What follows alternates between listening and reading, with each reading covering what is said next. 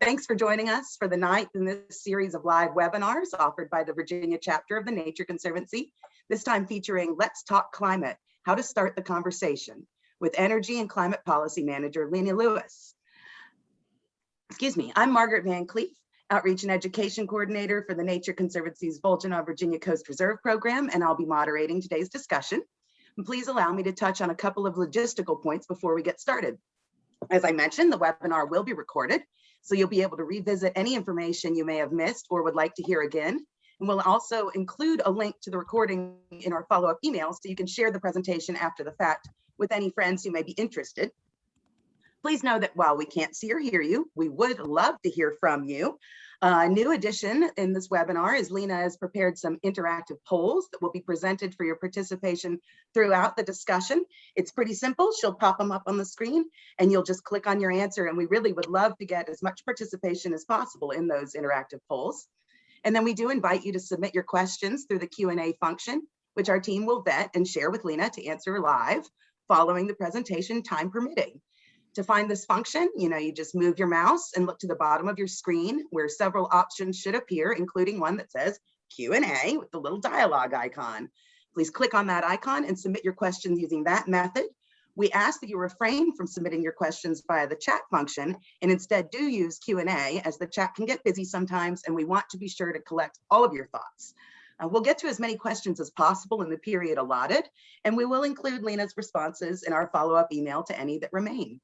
So with that, I'll hand it over to our State Director, Locke Ogans, who will introduce herself and our speaker. Hey, Locke. Hey, Margaret, thank you very much. And thanks to everybody on the line for joining us today. It is great to have so many of you on this call. And I just want you to know that all of us are very grateful for your participation and for your support of our work here in Virginia, because we could not achieve our conservation goals without you. Before I introduce our speaker, I just want to give you a quick webinar schedule update. We're going to be pausing in June and July in hopes that you will all be outside enjoying the great outdoors. But so you won't forget us, we're going to email you 2 different mindfulness in nature guided exercises that you can take outside and listen to.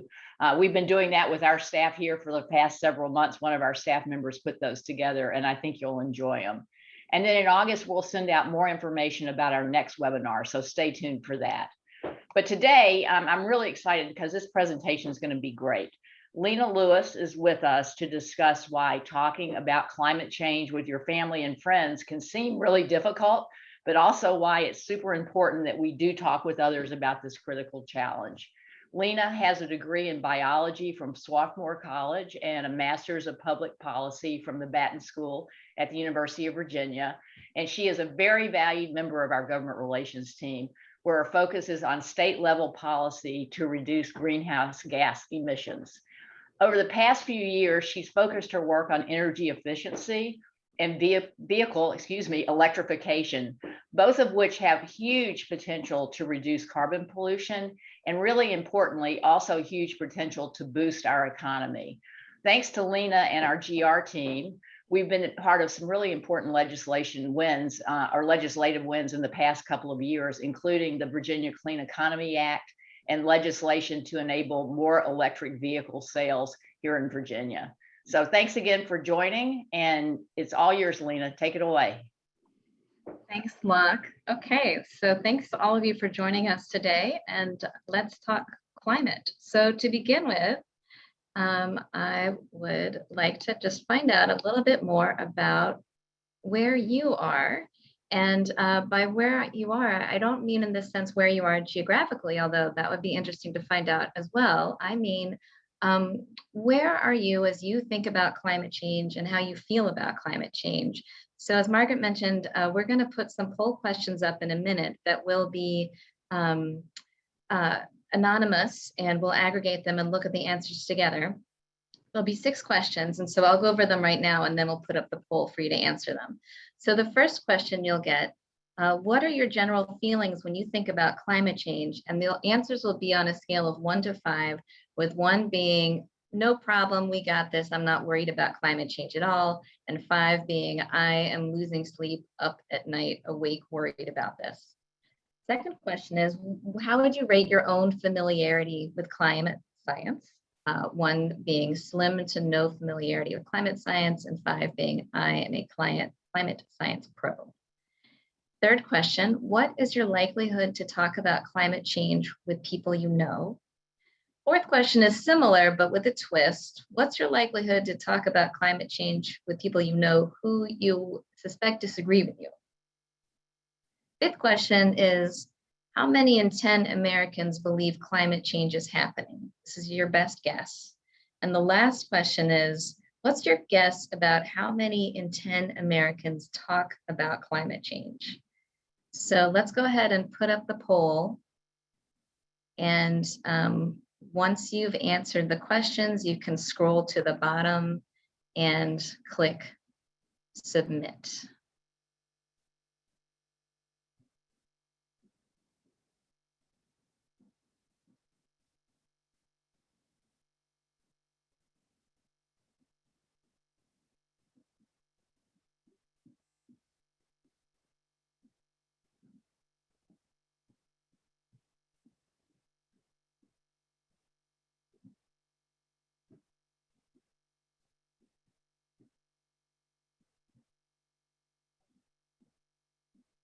And I would say, don't think too hard about your answer here. Whatever answer first pops into your head is the right answer. And once it looks like we've got just about everybody, we'll go ahead and put the results on the screen.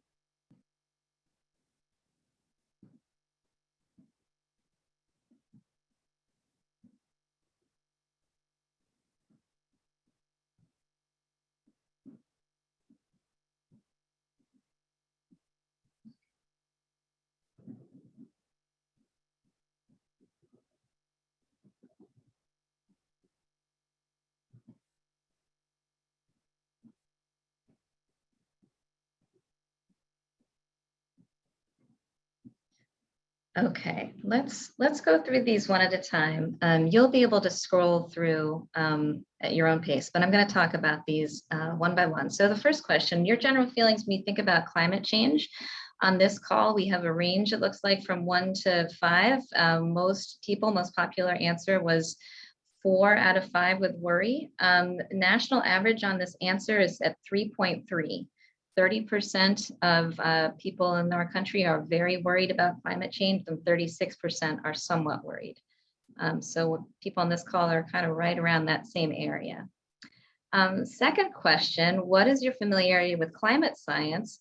Boy, we have a pretty well-versed crowd on this call in terms of familiarity with science, climate science.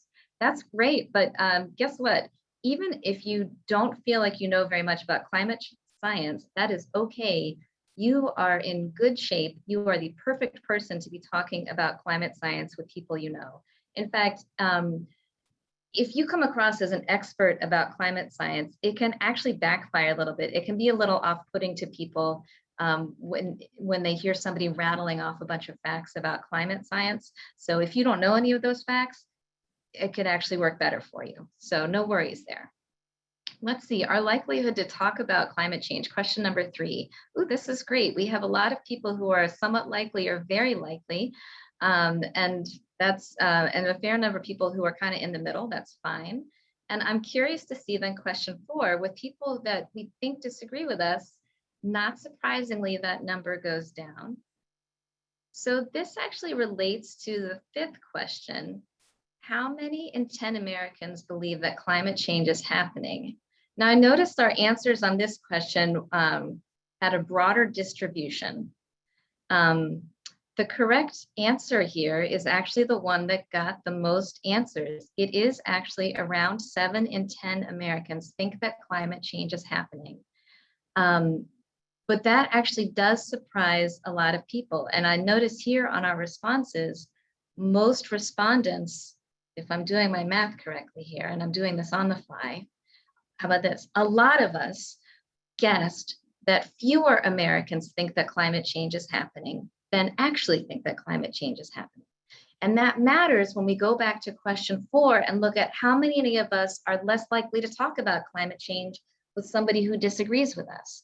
So there's actually perhaps more agreement that climate change is happening than many of us might realize among the people around us. And we're not going to know unless we bring it up. And so when we look at how many people do we think are talking about climate change with friends and family, we think not many. And in fact, that's right.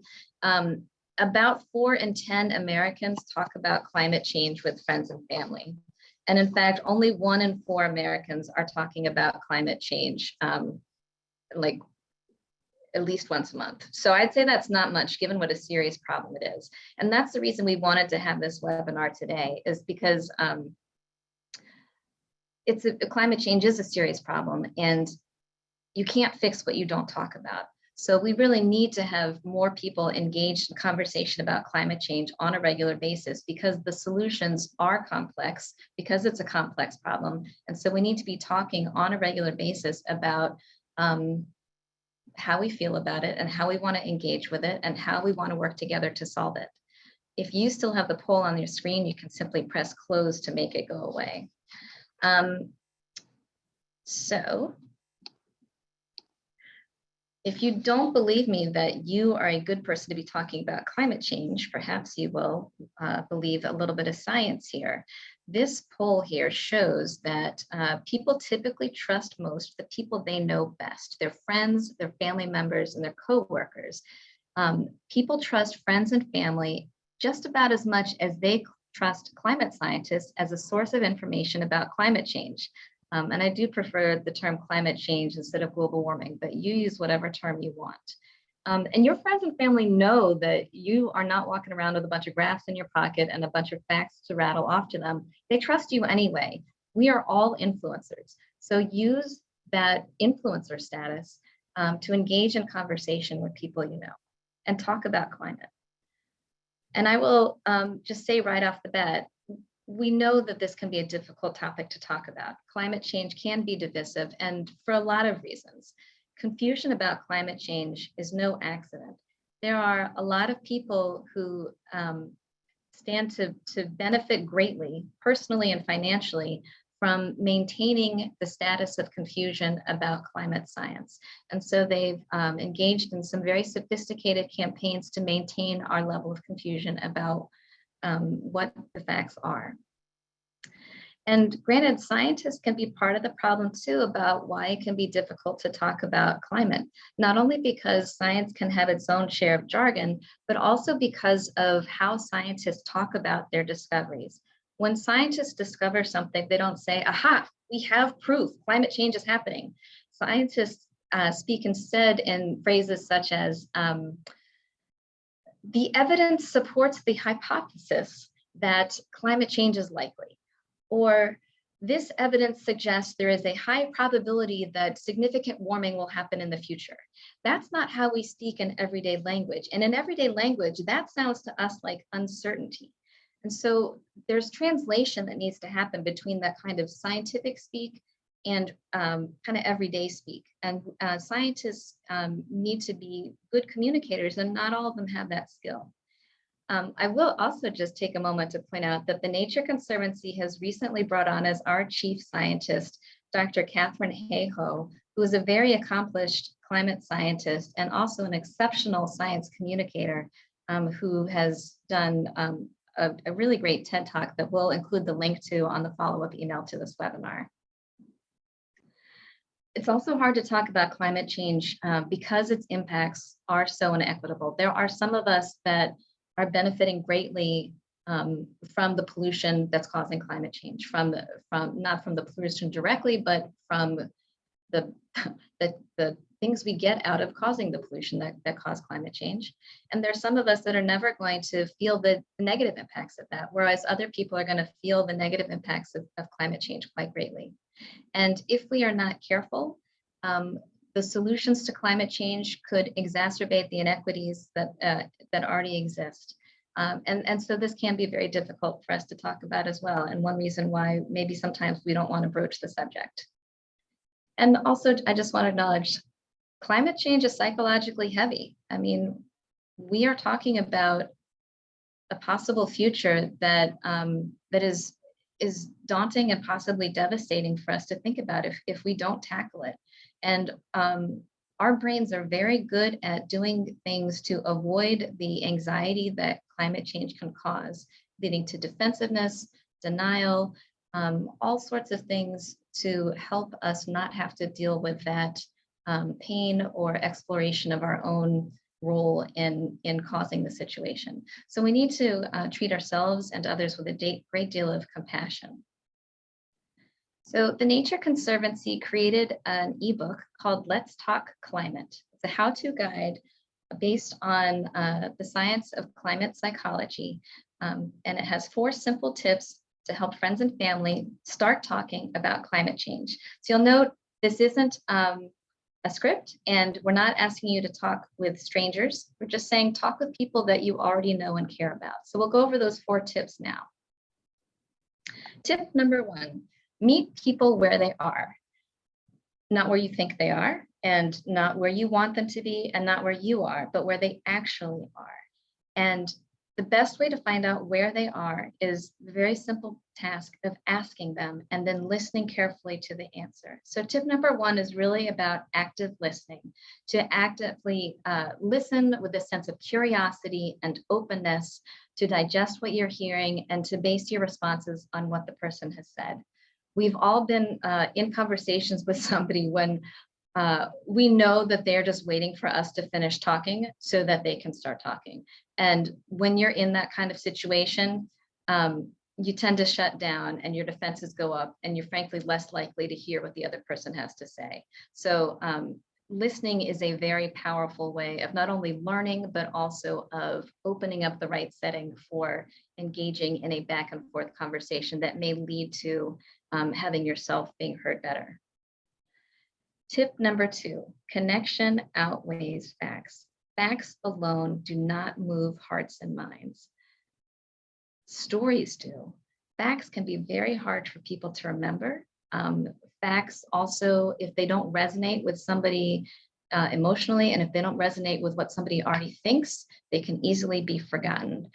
As human beings, every single one of us does something called confirmation bias, which is when we hear new information, we tend to interpret it in a way that supports what we already think. So facts, they're okay, but they're not nearly as important as connections. And that's why talking about climate with people you know is so powerful. That's why what you can do with people in your life can go further than a fact sheet. You know, I can write a fact sheet and send it out in the email. That's not going to go nearly as far as a conversation that you have with somebody in your life.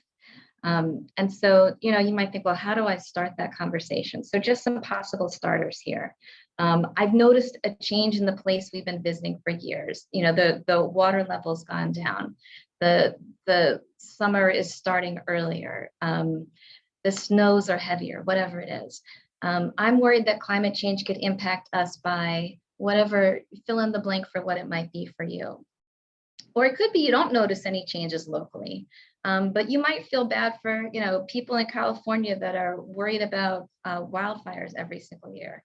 You might feel bad for people that are experiencing really heavy rainfall with hurricanes that hasn't happened as much before because of the effects of climate change.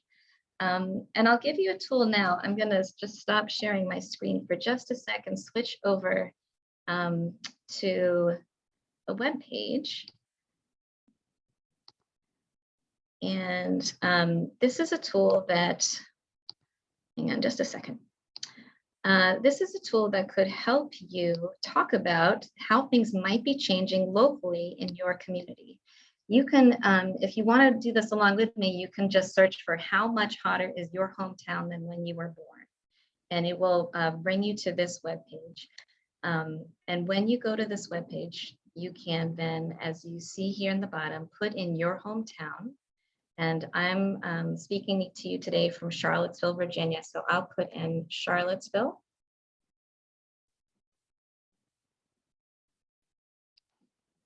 And let's say that we could put in, for someone who was born 50 years ago, you can see how much hotter is Charlottesville than it was 50 years ago. And then this webpage will say, okay, in 1971, Charlottesville, Virginia could expect about 17 days a year to reach at least 90 degrees. And then you can say, well, how much has it changed today? So today, and this site was made for 2017, but today, Charlottesville, Virginia can expect 29 days to reach 90 degrees or more in a summer. So to me, that starts to feel significantly different in terms of what does summer feel like for a kid playing outside? And then what's it going to be like in the future if we don't tackle climate change? By the time someone who's 50 years old today is 80, there could be 53 very hot days, 90 degrees or more. So that's sobering. And I just share that site with you because, again, this could be a possible conversation starter to say to somebody, hey, did you know that it's already a lot hotter in our hometown than it used to be? So, you know, that might be something you want to try. Maybe not. It's up to you. So let me go back to my PowerPoint. Okay.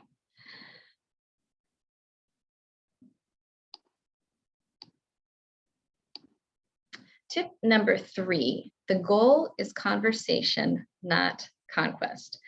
For whatever reason, our society has kind of idealized the debate as a conversation style with 2 sides, a pro and a con, when in actuality, so many difficult topics like climate change have way more than 2 sides, and they ought to be discussed in the complexity that they really deserve rather than a for and against. But a debate style conversation with a winner and a loser is not likely to be very effective because whoever feels like the dragonfly in this picture is not going to end up saying, oh, you know what, you're right. You were so persuasive. I'm going to let go of everything that I thought of, and I'm going to adopt everything that you believed. That's not how conversations work as much as, you know, they tend to work that way in the movies. In reality, people don't give in, they dig in. They just hold on to their position stronger. So if a conversation starts to feel like an argument, it's an argument. And that's not what we're going for here. We are going for conversations that are iterative rather than trying to achieve everything all at once. We want to have multiple conversations with the idea that you are simply familiarizing the other person with what you care about. You are not trying to convince them to agree with you. And that sense of familiarity will little by little possibly create an openness for them to hear ideas that they may not have been open to before because they know that it's important to you. And that's really all we're going for.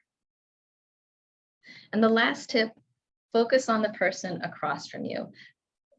You know, climate change can be such a topic that can feel so important that it can begin to feel like the topic is more important than the person we're speaking to. And we just kind of need to tune back in. There's nothing more important than the relationship that we have with the person we're talking to.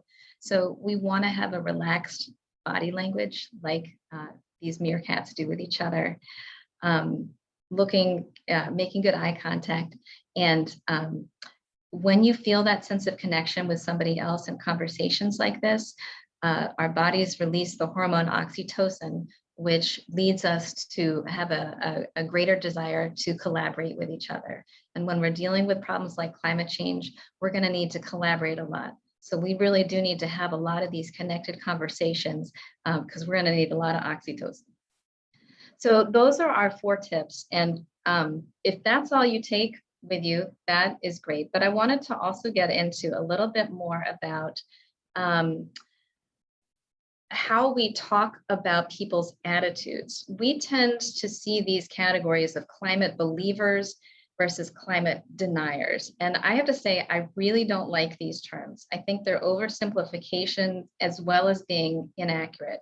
For one thing, to say that somebody believes in climate change, it makes it sound like climate change is Santa Claus, and it's not. It's a scientific phenomenon. And climate denier, I think, too, really oversimplifies where people are coming from. So I want to share with you some research from the Yale program on climate change communication. This program has been doing a lot of wonderful research, including every 6 months, they do polls of Americans' opinions and attitudes about climate change. And based on the results of those polls, they have come up with 6 categories of attitudes about climate change, which they call global warming's 6 Americas. So we'll go through them quickly here. So one of those categories, and I'll tell you these categories, for one thing, I find it helpful to think about what category I'm in. And as I'm talking with people, to kind of think about, well, what category might they fit into? Because that can help me kind of orient myself to the conversation. So as we go through these, think about what category you think most fits you. And we're going to put up another poll for you to answer that in a minute. Okay, so the first category is concerned. People are concerned, are pretty certain that climate change is happening, but they still see the problem as distant, both in time and place. So it's not necessarily something that's an immediate threat to them, either geographically or in time. So they're likely to support action on climate change, but maybe haven't engaged in political activism yet. And political activism could be something as simple as sending an email to an elected official. Whereas alarmed people kind of go a step further. They're certain climate change is happening. They strongly support climate change policies. They're the most likely group to be engaged in political activism. But they also feel a sense of this is really important, but I don't know what I'm supposed to do or what society is supposed to do. The third category out of 6 are the cautious group. These are the fence sitters. They're really not sure whether it's happening. It seems like it's a distant threat. And so therefore, they don't really have strong opinions about what, if anything, should be done. And that's the distinguish between this group versus the disengaged group, which also don't really have any strong opinions, but that's because they really haven't thought about climate change at all. They don't really have any basic information about climate change. This group, based on, again, the results from the polls, classify themselves as in categories that tend to be the least educated and lowest income of the 6 groups. Now, I have to say, these drawings are, first of all, not done by the Nature Conservancy, and they're done several years ago. I think this drawing is kind of uncharitable to the disengaged group, to make them look like they are just whistling along without a care in the world. I think kind of doesn't capture why people are likely to be disengaged. I think it's more likely to be the fact that they have a lot going on that is stressing them out, and they kind of don't have room on their list of things that they have to take care of to add climate change to that list. And I think this past year and a half of pandemic has helped us all realize how it feels like when you have so many immediate worries that maybe climate change just doesn't make the list of things you're worried about today. Fifth group is doubtful. And so this is the group that sometimes gets cast as the deniers, but doubtful folks, they're not necessarily deniers. They're just uncertain whether climate change is happening. And if it's happening, they're not even sure that it's caused by people. This group tends to be politically conservative and tends to have traditional religious values, religious views. And then the last category, there's a distinction here between the doubtful and the dismissive. This group is pretty certain, I would actually say very certain, that climate change is not happening, and they strongly oppose policies that reduce the threat of climate change. And this group is also most likely to be politically active against policies on climate change. So having gone through those 6 categories, we're going to put the polls up again, and we'd like to ask which description best fits you today. And I say today because I once asked this question to an audience, and somebody brought up, well, sometimes I'm in one category and sometimes I'm in another. It just kind of depends on my feeling that day or even that hour. So I agree. Sometimes I change between categories too. So the poll is, which of the 6 Americas best describes you today? And then our second question is, which category do you think is the largest? And then we'll go over those answers in just a minute after you hit submit.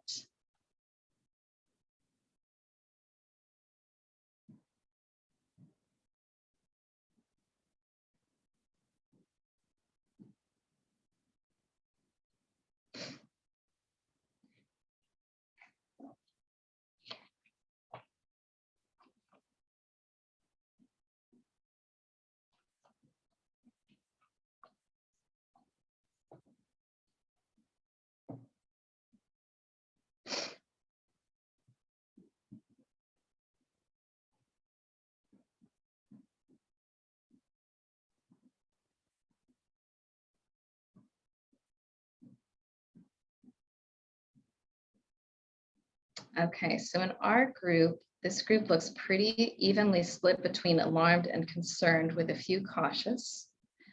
I'd say this group, of course, is self-selecting into this webinar. So not totally surprising on that split. And then which category do we think is the largest? So a bigger spread there with most people thinking that cautious is the largest group. So let's look at where Americans are.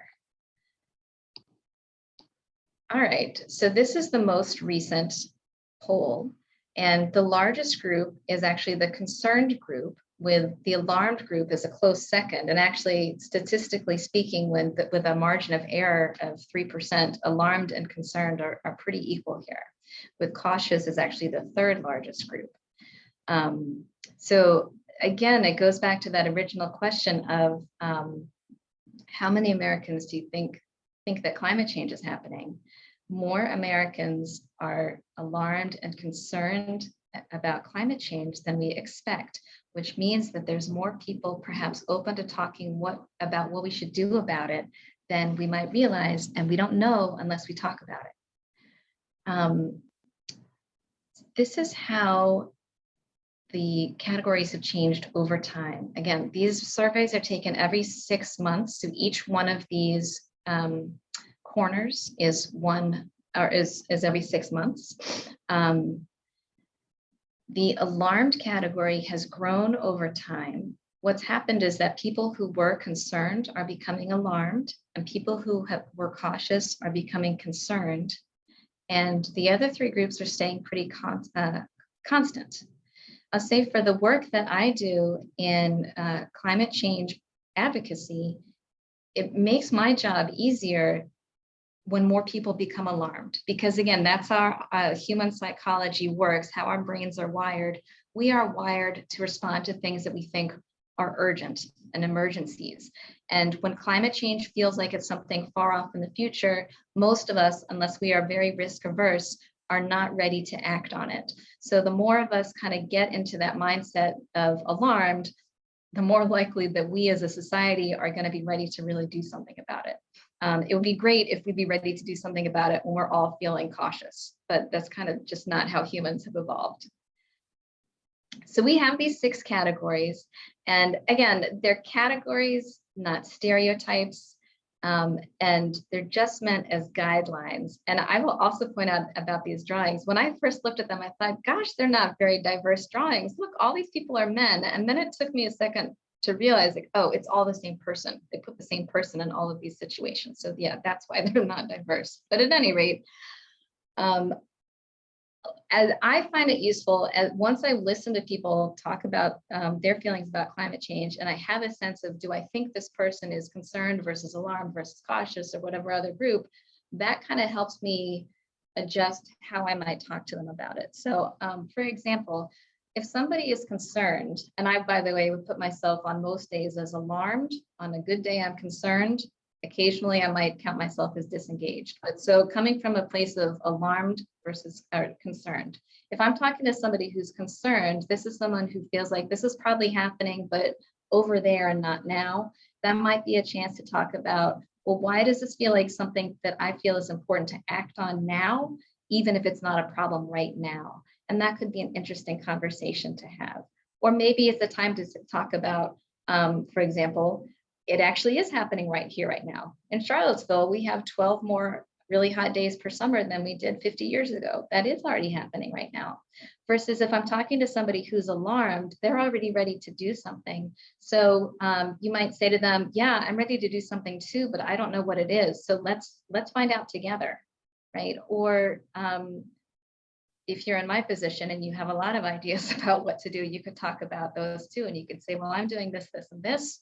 Or I think we really need to talk to our decision makers about changing the system so we're not dependent on fossil fuels anymore. So somebody who's alarmed would be really ready to hear those ideas. Somebody who's cautious might be really receptive to hearing about more information about why do you think climate change is happening and why it's important to you. If I'm talking to somebody who's disengaged, that's the conversation I have the least preconceived notions about, because it really depends on why they're disengaged. They may honestly have just never thought about climate change before, in which case they're totally open to thinking about it. But they may be disengaged because they have a lot of other things that are weighing them down, and it might be quite reasonable for them to not be thinking about climate change. But I will also say, as we mentioned earlier, climate change does not hit people equitably.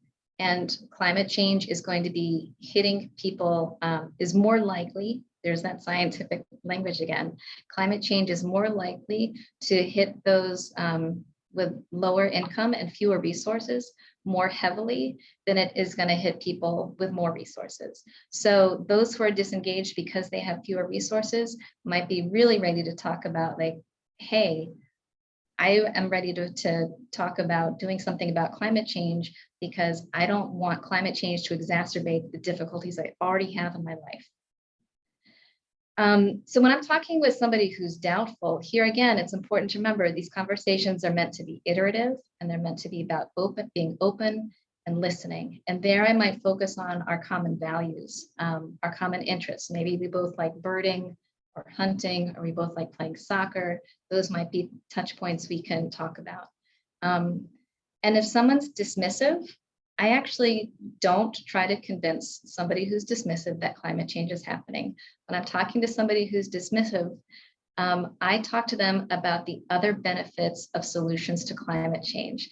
Like, for example, I do a lot of work with vehicle electrification. And the reason I do is because electric vehicles emit about 2/3 less carbon dioxide than a gas-powered vehicle.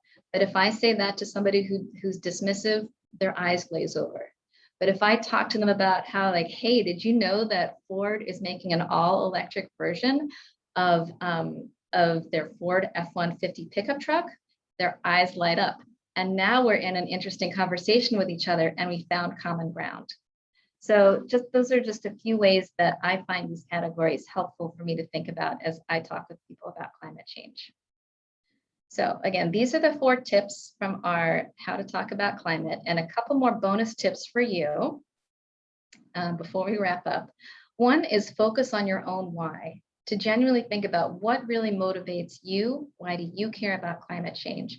My own why, primarily, I love nature. I just feel a profound sense of wonder when I'm with plants and animals. I love biodiversity. And when you love something, you want to protect it. And that's what drives me. So whatever your own why is, if it's about your kids, if it's about your community, whatever it is, as long as it's genuine for you. And the last bonus tip is focus on solutions. We need to talk about our anxiety. We need to talk about our fear and our climate grief. But fear and doomsday only get so far in motivating people to act. They also need to know that taking action will make a difference. And the great news about climate change is that there's a lot to be hopeful about. There are a lot of solutions. We have the technology today already to solve climate change. We just need to employ it at a large scale. So talk about the solutions too when you talk to people about climate change. One of the things I really like about working on climate change solutions is that they have the potential not only to solve climate change, but to also improve our quality of life in many, many other ways as well. So thank you for listening. I hope this has been a bit of a pep talk to encourage you to talk with people about climate change. And we will now turn it over for questions and discussion. Thanks, Lena. This is just fantastic. You know, I love your style. It's wonderful. We do have a few questions that have come in through the Q&A, and folks, please feel free to continue to submit. Again, to find that Q&A function, you just hover your mouse, and at the bottom of the screen, right next to chat, you'll see Q&A. We're just asking you to put them in there so we don't accidentally lose them in the chat thread. So let's just kick it off right now with this one, Lena. This works really well with how you're just wrapping it up. One family member doesn't try to do anything at all about climate change because he thinks the problem is too large for one person to do anything. What can one person do? It's a great question. That is a great question. I think this is tough because honestly, one person by themselves can't do enough, right? This is a combination of individual action and societal action, and also systemic change. So I would say there's a couple of things to that. One is we take the action that we can. We can go through our lives acting as if the things we do don't matter, or as if the things we do matter. And we make that choice every day. So I would just say, choose to believe that your actions matter and then proceed accordingly. But I also do really think that in the case of solving climate change, the impact of our individual actions are limited by the system that we are a part of. So this is why it's really important that we don't just rely on individual actions alone, that we also need to change the system that we are a part of. And I don't mean to make that sound so revolutionary. What I mean is that we are part of a system that right now is fundamentally tied to fossil fuels. And until we change that, our individual actions can only be so effective. So a really important individual action to take is to let our decision makers know that it's important to us that we transition off of fossil fuels really fast, because once we do that, our individual actions are going to make a much bigger impact.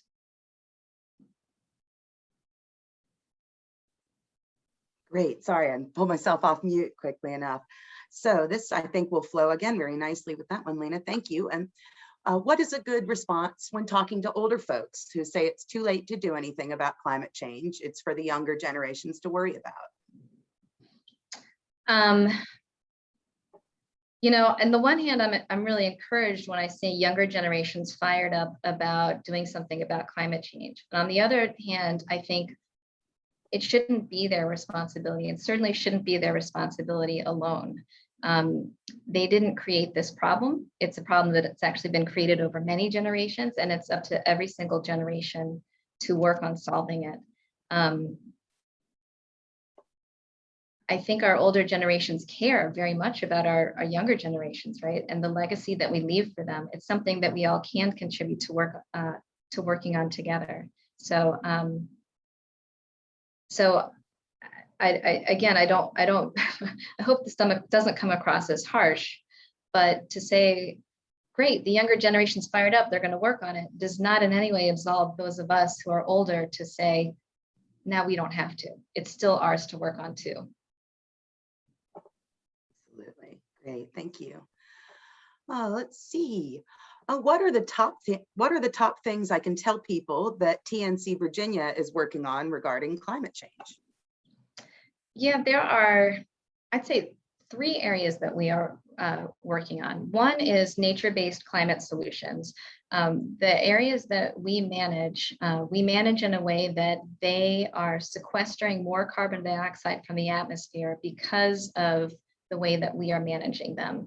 Healthy, biodiverse ecosystems sequester and hold in them more carbon than those that are not. And so our forests that we're managing in the Appalachians and the blue carbon that we are working on in off the coast, those are really cool examples of how we are helping nature do what it does best in sequestering carbon. But nature can't do this job by itself. We cannot simply plant trees to solve this problem. So in addition to that, we are also advocating for ways to reduce carbon dioxide emissions. And the 2 ways we're doing that are, as I've already mentioned a couple of times, working on clean transportation. Transportation in Virginia is the largest source of carbon dioxide emissions. It's almost half of our carbon dioxide emissions. And so that's why we, as the Nature Conservancy, are focusing on transportation. And so we are focusing on, since we can't do everything all at once, on vehicle electrification, since replacing a gas-powered car with an all-electric car will reduce its carbon emissions by 2/3, and that's a real game changer. And our 3rd area is energy efficiency. Cleanest energy is the energy that never gets produced in the first place.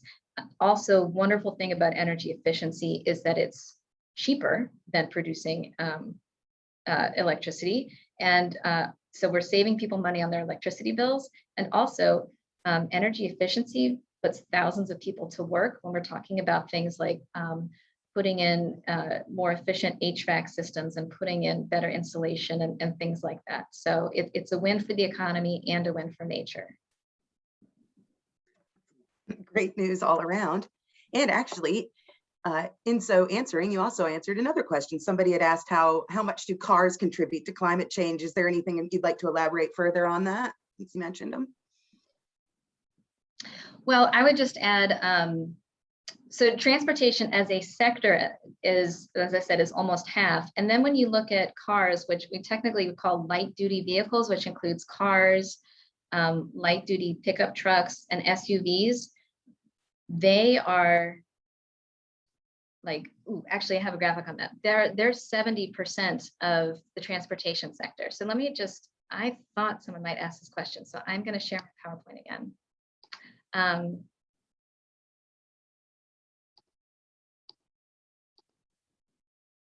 There we go.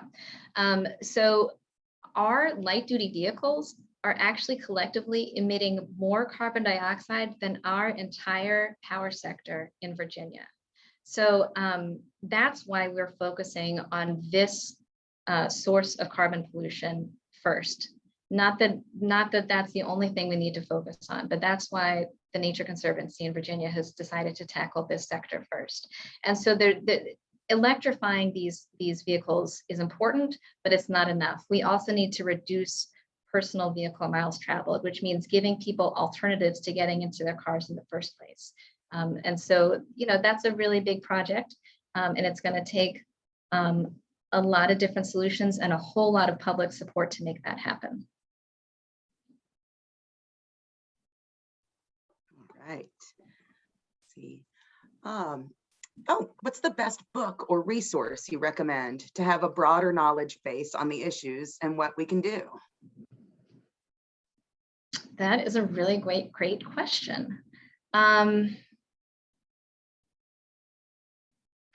will have to think about that. We'll have to put something in the follow-up email.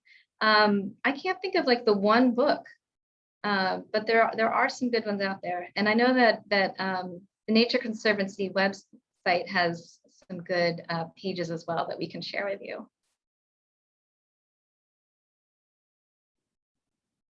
I'll look forward to getting some of those resources too. That's fantastic. That's awesome. Okay, let's see here. Oh, is this really the defining decade? And what happens if we don't hit our goals? Yes, this is the defining decade. And, you know, this is not an all or nothing kind of thing in terms of like, you know, a moonshot. Did we land on the moon? Yes or no? This is, we can achieve a lot and maybe not quite hit the goal. The goal being, depending on who you ask, and this is a wonky goal, so it's hard to just roll right off the tongue. The goal that we're trying to achieve is no more than an average of 1.5 degrees Celsius in warming of the earth by the end of the century. That's not very catchy. But the reason for that is because that is where we think if we don't warm any more than that, we'll avoid the worst impacts of climate change. Now, why are we talking about this decade? That's because there are a couple of vicious cycles that could happen in which if we get to the point where we have emitted a certain amount of greenhouse gases, that is going to cause the earth to start emitting much more in the way of more greenhouse gases. One of those cycles, as you know, is that the ice caps at the poles are melting. They reflect, when they're there, those ice caps reflect light and heat back out into space. And so they have an effect of keeping the earth a little cooler because they're reflecting that heat back into space. So as the ice caps melt and they're replaced by darker liquid water, they're not reflecting as much heat back into space. So the earth is absorbing more heat. So the ice caps melt further. So less heat is going back into space. So that's one of those vicious cycles. Another one is a little farther away from the poles, we have tundra. And if you've ever gotten to go to the tundra, it's very spongy feeling. It has peat, just like we have peat that we put in our gardens, which is basically carbon. And the reason that's there is because it's so cold there that microbes don't ever have time to break down and decompose the plant matter that grows and dies in the tundra. So there's just like yards and yards of this peat in the tundra sitting there. If the tundra gets too warm, those microbes are going to be warm enough to start to digest and rot that peat and send carbon dioxide, or even worse, methane, into the air as the tundra's peat starts to rot. In other words, turning the tundra from a carbon sink into a carbon source. And so that's another one of these cycles that we don't want to trigger. And so when we hear this being the defining decade, that's why we don't want to hit those tipping points. So that's a little scary. But I will say, even if we think we may not totally succeed, I still think it's worth the effort to do as much as we possibly can. Thanks, Lena. We've got a couple more questions. Y'all keep them coming. If we're not able to get to them, again, we'll answer them after the fact. And if anybody saw me on my phone just now, I got very self-conscious about it. Our team is communicating through a variety of media. Lena, I'm not texting during your presentation. I hadn't noticed. So I'm going to set this one up here a little bit. One of our listeners has pointed out that we know that climate change has changed in the past, like you're just saying. And we're wondering what is important to know about this. And then to read, that's a little framing there. And he says, research shows that the Holy Land prior to increase of humans was tropical, but as the populations increased, the lands became drier and more arid because trees were cut down and the soils exhausted. I try to point out that some climate change is not new. So again, what is important to know about the fact that climate has changed in the past? Yeah, climate has changed in the past. Ecosystems are not static. Even healthy ecosystems go through change. Even normal cycles of the earth, climate changes. I am tempted to share my screen again, so I'm going to give in to that temptation and show you. Let me see. Again, anticipating the kinds of questions that may have come up. So I have various graphs here, but this is one that shows the previous 400,000 years. This red line shows temperature change, and we can see there's fluctuation. It goes up and down. We can also see the black line is fluctuation in atmospheric carbon dioxide, and that it is correlated with that temperature change. And we also see that the concentration of methane is also correlated with that temperature change. So I think that's important to understand, that things have changed in the past, and the temperature has correlated with concentrations of these greenhouse gases. And going back to this one, we can also see that this temperature over the past couple thousand years has gone up. But I want to, if I'm not making you all too dizzy switching between graphs here, show you one. Oh, hang on a sec. One that I thought I had. Ooh, here we go. Sorry, y'all. Screen sharing has stopped, but there is one that I think is worth showing. This is great, Lena. We're happy to wait it out with you. Don't worry. Okay. Because this is one that to me I thought was like, oh, that was a real aha. Okay. Okay. So this one shows the black line is the observed temperature over the past 140 years. And so this is to address the fact that, like, okay, so there's things that can affect temperature change. When volcanoes erupt, they can make the temperature get cooler as they put more particulate matter in the air. We know that the sun goes through its own cycles that can affect the temperature on Earth. The orbit of the Earth can also affect the temperature of the Earth. So all of these other lines here are showing the effect of these other things on the Earth's temperature.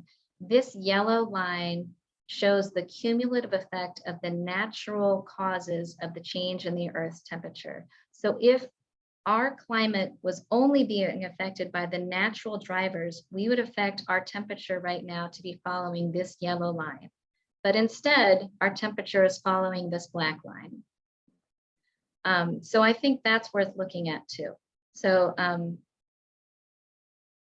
would also just say that was a really interesting case about the Holy Land, and a really interesting case too about the difference that planting trees and deforestation can make on local climate. So I would say a case for hope. When you put those trees back, they really can do a lot to improve the climate and make it more habitable. Lena, you're making my moderator job so easy.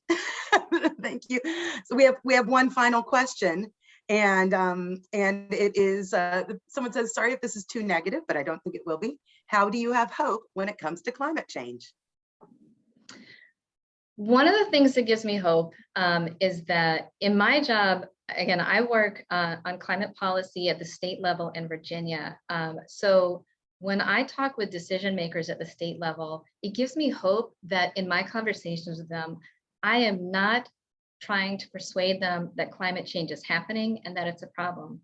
In my conversations with them, I'm talking with them about solutions. I'm talking about which policies are the best policies to enact to effectively bring those greenhouse gas levels down. And that gives me hope, because that's a change from where things were in previous years. And the reason that I can do that is because their constituents let them know that climate change matters to them. And their constituents don't have to tell them which policies matter. Their constituents, and that's all of you, are saying to them, climate change is important to me and we need to do something about it.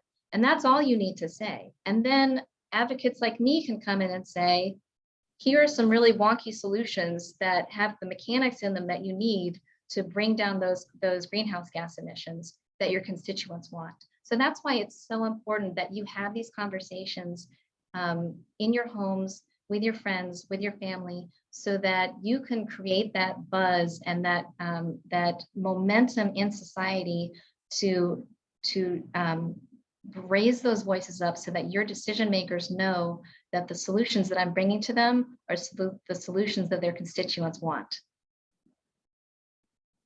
Wonderful advice. Thank you, Lena. This has been fantastic. You've given us some great tools to talk about tough stuff in a potentially comfortable way. And thank you all so much for your participation, these great questions, and taking part in the polls. We hope you'll take good care. And I'm going to send it over to Locke to send us on our way. Thank you very much, Margaret and Lena. And thanks to everybody who's been on this webinar for joining us today. We really appreciate you participating. I'm sure you can see why I feel like it's just such a privilege to be able to work with this great team at TNC in Virginia.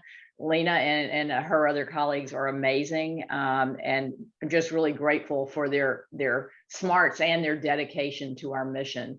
And we're really grateful for each one of you on the call as well. Thank you so much for your support of our work. Couldn't do it without you.